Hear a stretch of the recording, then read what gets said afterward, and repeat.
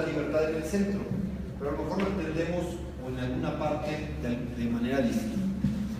Yo soy de izquierda, desde el movimiento estudiantil en la universidad he participado en movimientos de izquierda muy fuertes, estudié filosofía y hay un gran debate que se tenía entre la izquierda y el liberalismo en el siglo XIX. Quizás por lo que sucedió en la Guerra Fría después de la Guerra Mundial se haya perdido ese debate, ese sentido de debate que se tenía en el siglo XIX. Pero podría pensarse erróneamente que la izquierda es estatista y que el liberalismo, la derecha, están por la libertad. Eso es una tremenda deformación que se trajo en el siglo XX. El debate que se abrió con lo que se llamaba socialdemocracia en el siglo XIX, no necesariamente la que conocemos ahora, sí tiene una raíz histórica común, pero en el siglo XIX, les doy un dato que a lo mejor me puede explicar mejor. Carlos Marx planteaba la desaparición del Estado. También los anarquistas planteaban la desaparición del Estado, ¿no? Y lo planteaban como un punto para encontrar la auténtica libertad, porque el Estado lo veían como el instrumento de opresión de un sector sobre el resto de la sociedad. Y había que desaparecer el Estado. Bakunin pensaba que eso podía ser inmediato. Marx planteó un espacio de transición, pero yo estudié con un académico, con un filósofo que se llamaba Adolfo Sánchez Vázquez, y en alguna de sus clases vi, aparte tiene sus textos, le pregunté que si su visión de Marx era de un liberal radical, y me sorprendió que me dijo que sí, efectivamente, un liberalismo más radical, y se ve en que su reivindicación del ocio, por ejemplo, ¿no? Marx reivindica mucho el ocio. ¿Por qué? Porque el ocio uno puede hacer lo que quiera. La crítica al trabajo enajenado es que uno ya no se reconoce en el producto de su trabajo, ¿no?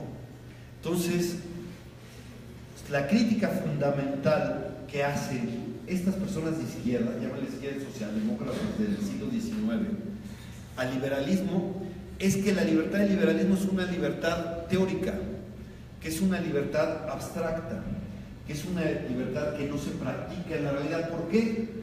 Porque es falso que todos los hombres nazcamos iguales, ¿no? Podemos tener los mismos derechos teóricos en la ley, se nos puede reconocer ahí, pero en la práctica hay mucha diferencia dependiendo de tu capacidad económica, ¿no? No es, porque ¿qué es la libertad? Y aquí hay un elemento que creo que les faltó en su definición. No puede haber libertad si no hay opciones. Si no puedes elegir, no hay tal libertad. Cuando no eliges, estás en el reino de la necesidad, no de la libertad. Tienes que tener posibilidad de elegir, de posibilidad de elección para hacerlo. Una persona en la pobreza no puede elegir. Una persona en la ignorancia, su posibilidad de elección es muy pequeña, ¿no? Una persona que no tenga las condiciones, digamos, circunstanciales como acceso a la tecnología, etcétera, también sus decisiones son limitadas. Entonces, ¿cómo podemos hacer que este valor de la libertad no sea solo para unos cuantos, no sea que sea teóricamente para todos, pero que solo lo gocen unos cuantos? Esa es, me parece, la pregunta. Por eso creo que esta misma pregunta se la hacía Octavio Paz al final de su vida, y decía que había que sintetizar la libertad del liberalismo y la justicia del socialismo como un proyecto hacia adelante. Eso decía al final de su vida Octavio Paz. Y es que la Guerra Fría fue la historia de una gran impostura, dos bloques. Uno decía que representaba la justicia y otro decía que representaba la libertad. Y la verdad es que ni un bloque representaba la justicia y el otro la libertad. ¿Por qué? Porque no hay justicia sin libertad y no hay libertad sin justicia, si es que lo queremos llevar a todos. Entonces, antes de pasar a las libertades personales, Les quiero decir que, en mi opinión, para que haya libertad social, para que podamos decir este país es libre, tiene que haber un piso de igualdad. No digo techo, digo al menos piso, ¿no? No estoy hablando de un igualitarismo absoluto. Quiero decir un piso, que nadie tenga menos que lo que le permita ser libre en condiciones. Es decir, que tenga las condiciones materiales, culturales y circunstanciales mínimas para poder elegir, para poder tomar sus decisiones, para que no sea la necesidad lo que les guíe toda su vida. Y para eso necesitamos pues esas condiciones. Insisto, en la pobreza no se es libre, en la ignorancia tampoco se puede ser libre. Y sí, insisto, es más libre quien tiene acceso a Internet que quien no tiene acceso a Internet. ¿Cómo hacemos eso? Además, esta discusión tiene que ver, a mi modo de ver también, con el tremendo desgaste de la democracia liberal. Hay un desgaste en el mundo, ya vimos, en Francia perdieron los dos partidos tradicionales, en Estados Unidos ganó Trump, está el Brexit, pierde la paz en Colombia en una elección que aparte el gobernante hizo las cosas de manual, prácticamente cómo se tiene que hacer ese procesamiento democráticamente, y se topó con que hay una indignación con el estado de las cosas, una indignación con el status quo, con el sistema. Hay por eso un voto antisistémico muy fuerte. ¿Y qué tiene que ver ese voto antisistémico? Que estas democracias liberales que cantaban victoria, o que cantábamos victoria juntos cuando la caída del muro de Berlín, y pensábamos que la democracia liberal era la que se iba a instalar, y con todo eso, con los valores de respeto, tolerancia, etcétera, ¿no? ¿Qué fue lo que pasó? Bueno, lo que ha sucedido es que después de esa caída del muro de Berlín ha habido una tendencia con la globalización a concentrar los recursos, a concentrar el capital, a concentrar esto, y entonces las sociedades no encuentran sus satisfactores. Bien dicen, esta tremenda desigualdad que se está generando, pues genera también un desengaño. Además, la gente está cada vez más informada, está cada vez más participativa, está así, y pues no está de acuerdo en que los beneficios sociales se concentren en unos cuantos, ¿no? Hablado a la libertad, que es un poco pues la mano invisible, que también puede llamarse ley de la selva, ¿no? Como nos toque, ¿no? Y lo único que tiene que hacer el Estado es cuidar la propiedad de los que tienen esa posibilidad, y que los pocos afortunados que puedan ascender en la escala social, pues tener quizás posibilidad de movilidad social, pero una gran cantidad de la población no. México tiene más de la mitad de su población en pobreza, ¿no? Somos un país, quizás el único en donde su salario mínimo, una persona que gane salario mínimo está por debajo del umbral de la pobreza extrema. Es decir, tienes trabajo y no sales de pobreza extrema, ¿no? Eso es un absurdo impresionante, parece, por lo menos a mí me lo parece, ¿no? Que teniendo trabajo no salgas de la pobreza extrema, según lo que está en el salario mínimo. Entonces, ¿cómo podemos combinar esto? Eso sería importante. Entonces, yo creo que no está mal pensar heterodoxo, ¿no? Cuando tenemos ideas muy fijas, cuando tenemos ortodoxias muy claras, es decir, ¿no? Eso me parece que siempre nos lleva a callejones sin salida. No hay que tenerle miedo a la heterodoxia, ¿no? Y en este sentido, me parece, una crítica que yo le haría a los libertarios es su tremenda ortodoxia, granítica ortodoxia, ¿no? Y luego, pues, la realidad luego no se ajusta a los esquemas mentales que se tienen tan quizás rígidos, ¿no? Entonces, ¿qué es lo que, por supuesto, si ponemos en el centro la libertad, cada quien tiene que buscar la realización como quiera, ¿no? Y para eso tiene que tener posibilidades de elegir, ser el arquitecto de tu propio destino, como dicen así de Corsi, como se oye. Si queremos cumplir eso, tenemos que tener esas condiciones. Pero no solo pensemos en el yoga, pensemos también que el otro tiene que tener también esa posibilidad de construir su destino, y para eso necesita condiciones mínimas, ¿no? Y en ese sentido no es correcto buscar formas de equidad. ¿Qué tal si en lugar de pensar en que tenemos que tener todos lo mismo, eso sería, me parece absurdo, ¿no? Quizás algunos lo pensaron, al menos sí un piso y quizás un techo, ¿no?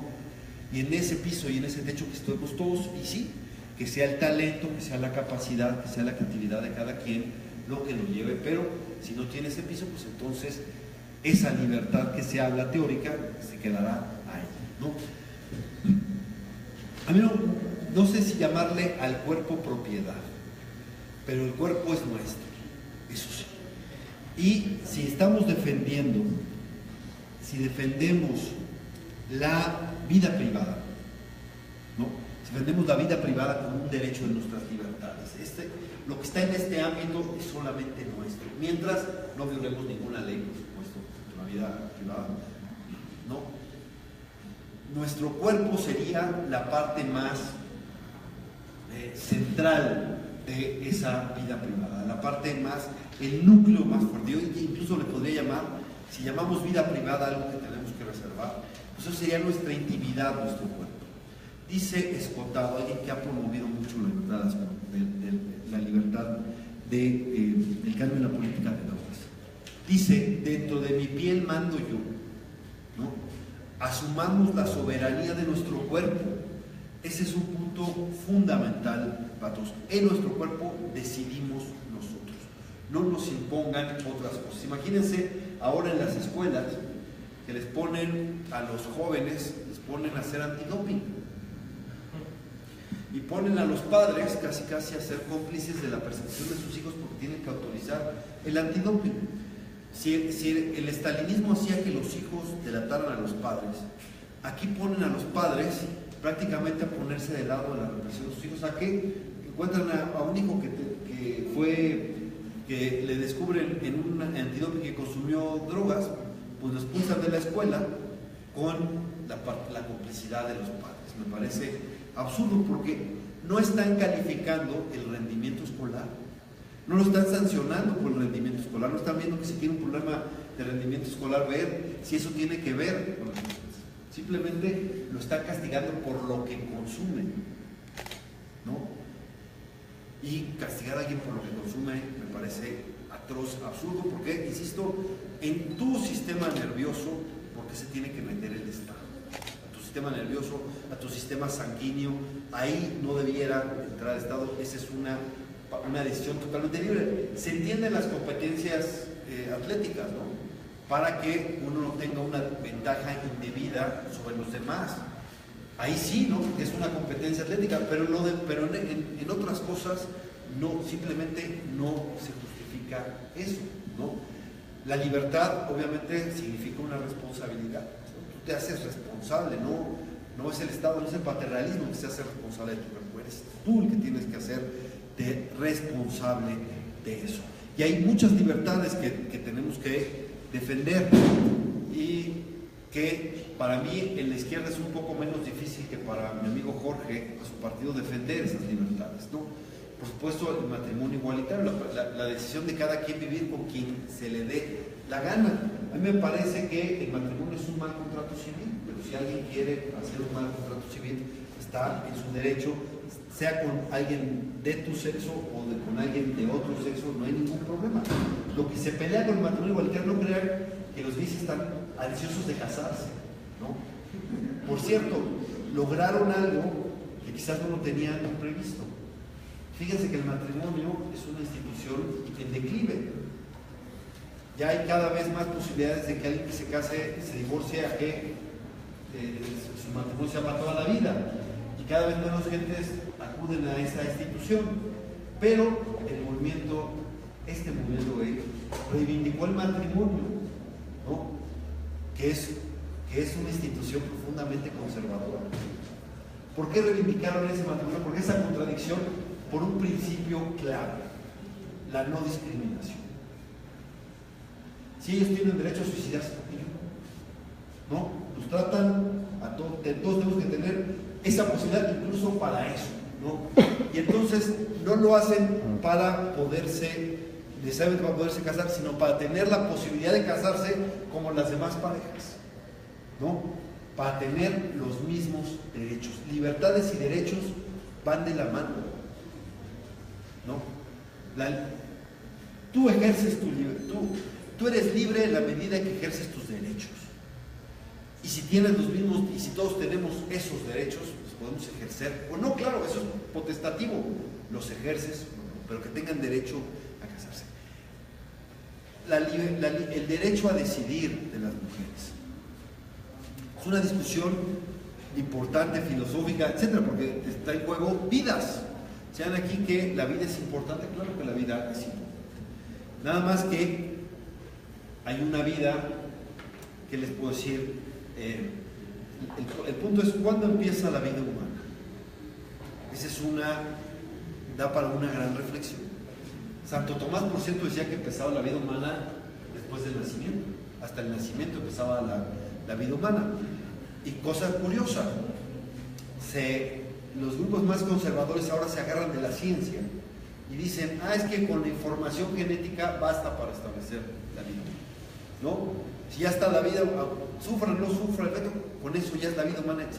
Por supuesto, si tú consideras que el feto es vida humana, pues está complicada la siguiente decisión. Pero hay otros que dicen, no, cuando se forma el sistema nervioso, que es cuando puede sentir, puede pensar, y eso es como a los 7 meses, más o menos del embarazo. Ahí ya la ciencia dio lo que podía dar, pero hay una cosa fundamental. Una mujer que decide interrumpir su embarazo lo va a hacer. Lo va a hacer, nada más que hay algunas que lo pueden hacer sin arriesgar su salud, sin arriesgar su salud reproductiva, sin arriesgar su vida, sin ningún problema. Lo podían hacer incluso antes de que aquí en la Ciudad de México estuviera ya permitido la interrupción legal del embarazo. Lo hacían yendo a una clínica clandestina, o si tuviera más recursos, pues podía irse al extranjero a hacerlo, ¿no? Quien tiene recursos lo hace de una manera correcta. La prohibición del derecho a decidir es una afectación profundamente clasista, es una acción clasista de lo más deleznable. ¿Por qué? Porque castigas a las mujeres pobres, las que no tienen la opción de irse a una clínica, no tienen la opción de venirse al Distrito Federal, no tienen, ¿no? Entonces los obligan a arriesgarse. Esas son las que arriesgan la vida, las otras no, es un problema. Mejor que, ¿cuál es la solución ahí? Me parece, es ampliar las libertades de la madre. ¿Qué es ampliar las libertades de la madre? Que tenga más opciones. Entre más opciones tenga la madre, pues tomará una decisión.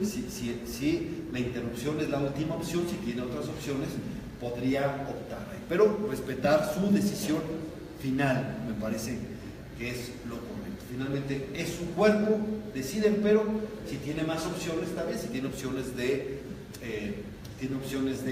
adopción, tiene opciones para seguir estudiando porque hay guarderías, y tiene opciones para seguir estudiando, y ser madre tiene opciones, y muy importante que no la corran de su trabajo, etcétera. Hay muchas cosas que se pueden hacer para que tenga opciones, pero respetar su libertad. Y hay una libertad que quise meter mucho a debate, obviamente, bueno, la de libertad de drogas, les dije un poco, cada quien es dueño de su cuerpo, tendría que hacerlo, nada más que hay que hacerlo responsablemente, ¿no? Cada quien puede decidirlo si tiene la información. Nadie vive sin drogas en este mundo, absolutamente nadie vive sin drogas. Hay muchas drogas legales, se venden en las farmacias, hay otras drogas legales que ni siquiera se venden en las farmacias, como el té de tila, como el café. El café estuvo prohibido en el siglo XIX, etc. Nuestro organismo genera drogas, las endorfinas, la adrenalina. Si uno está enamorado, pues genera químicos y tu percepción es distinta a la realidad. Dice uno, es que estaba ya pendejado. Bueno, pues es que tienes el amor me apendeja. Pues sí, el amor nos apendeja. ¿Por qué? Porque genera ciertas sustancias, ciertas drogas, etc., ¿no?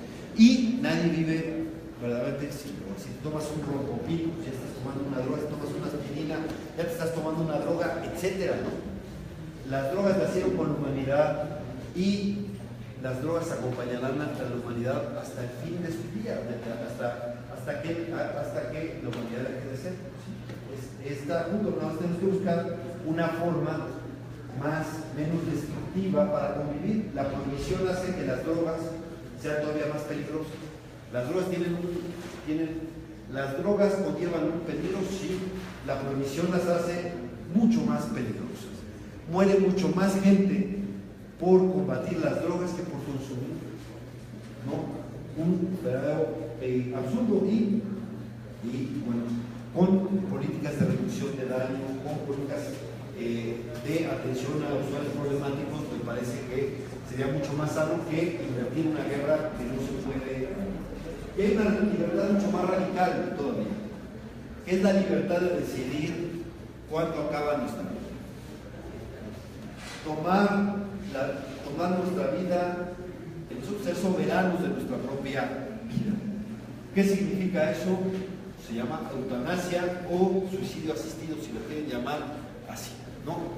Es decir, hasta aquí. Esa es la máxima libertad posible y muy pocos países la admiten, ese tipo de libertad. En México, el Estado te obliga a alargar tu agonía hasta el último suspiro que te queda, ¿no?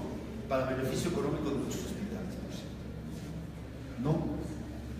Y creo que es correcto, y creo que nuestra Constitución además nos da para pelear la libertad de decidir cuándo nuestra vida termina, ¿no? ¿Por qué? Porque la pregunta ahí filosófica es: ¿de quién es la vida? ¿La vida es de quien la experimenta o la vida es de un ser superior que te la otorga y casi te tutorea tu vida, ¿no? Eso no te lo resuelve la ley, esa es una decisión de cada quien y hay que respetar las creencias. Pero la Constitución sí te dice, por artículo 130, que hay una división iglesia-estado. Y por lo tanto, las convicciones de la iglesia no son las del Estado, no tienen por qué ser las del Estado. Segundo, tienes el artículo 40, que es el de la república laica. Y si somos una república laica, entonces no hay una moral oficial. Y eso se refuerza el Estado no te impone una moral. Y eso se refuerza con el artículo 24, que dice que tenemos el derecho a nuestras propias convicciones éticas. Y una convicción ética legítima, es decir, mi vida es mi vida, yo decido. Y para acabarla, o para mejorarla, si quieren, el artículo primero, que es el de los derechos humanos, imagínense si no está de ese lado, si pensamos que alargar tu agonía es una forma de tortura institucional, para que sufras, insisto, hasta tu último aliento. Entonces, yo creo que si alguien se amparara, incluso pudiera ganarlo, que para los enfermos terminales pues el tiempo es complicado, pero un paciente cuadrapléjico pudiera ganar incluso suicidio asistido, ¿no?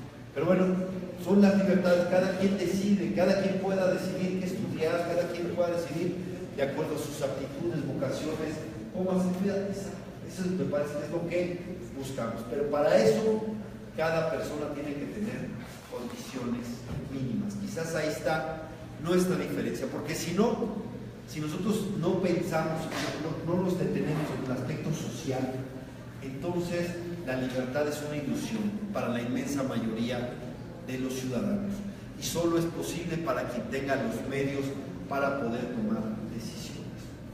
Pero sí, la libertad es el gran valor que tenemos.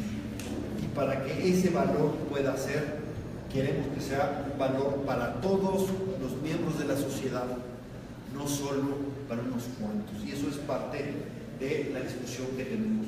Y sí, hay una reconcentración de la riqueza.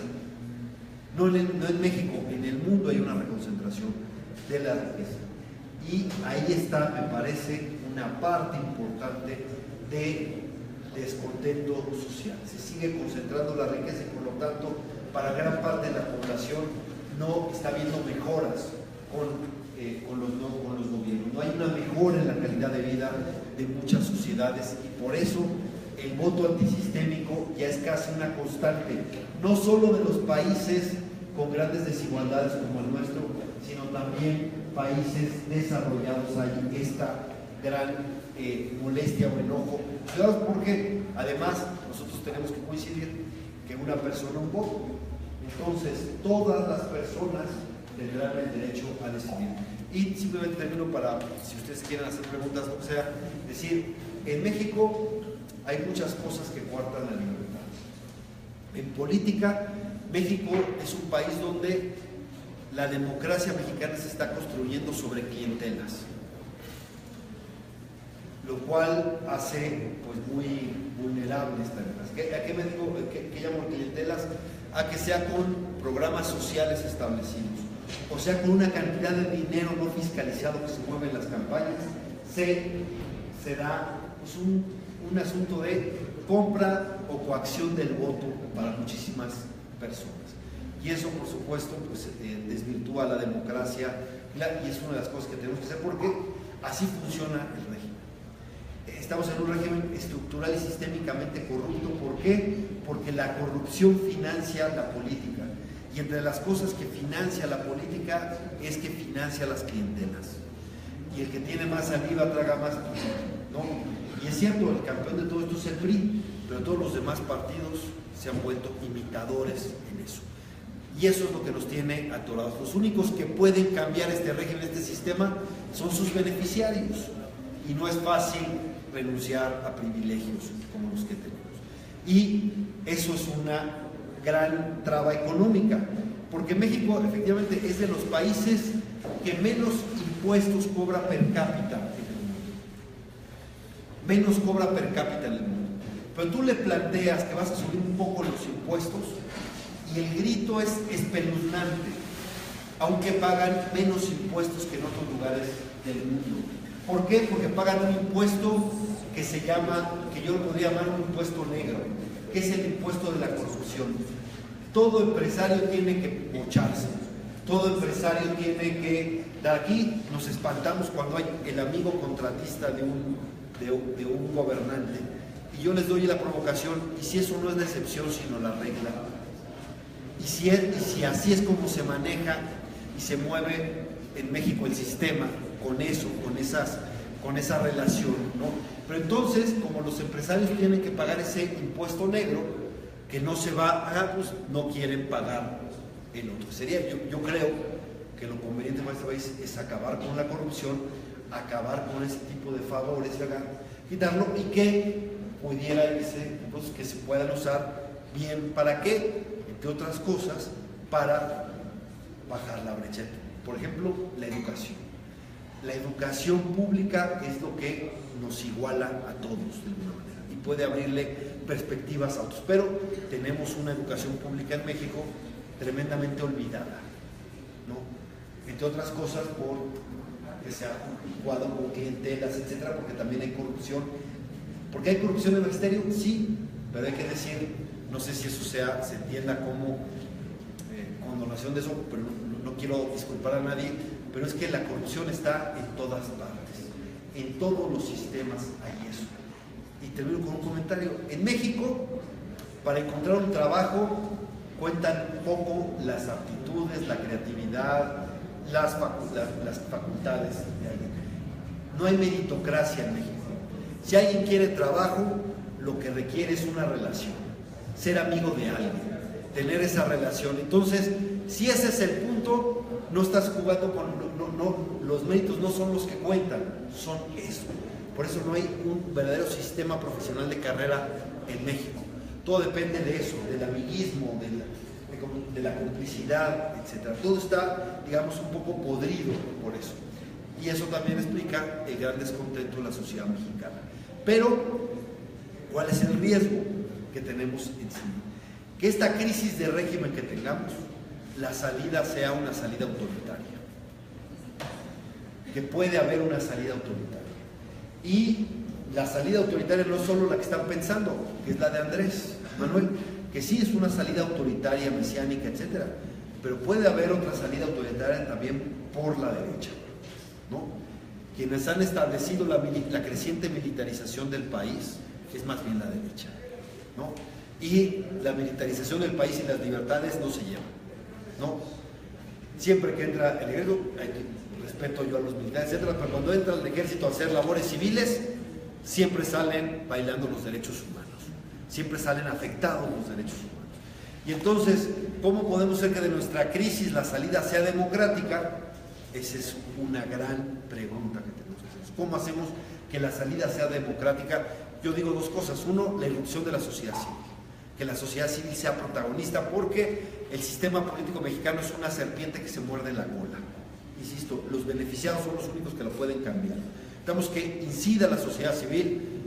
Yo vi con muy buenos ojos lo de Emilio Álvarez y Casa. Mañana sale otro grupo de académicos importante que se llama Nosotros, Nosotras, con X, Nosotros y Nosotras, con Mauricio Merino, etcétera.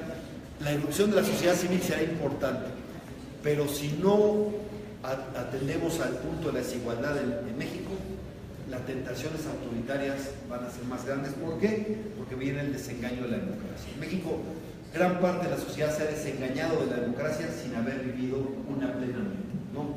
Pues bueno, pues gracias.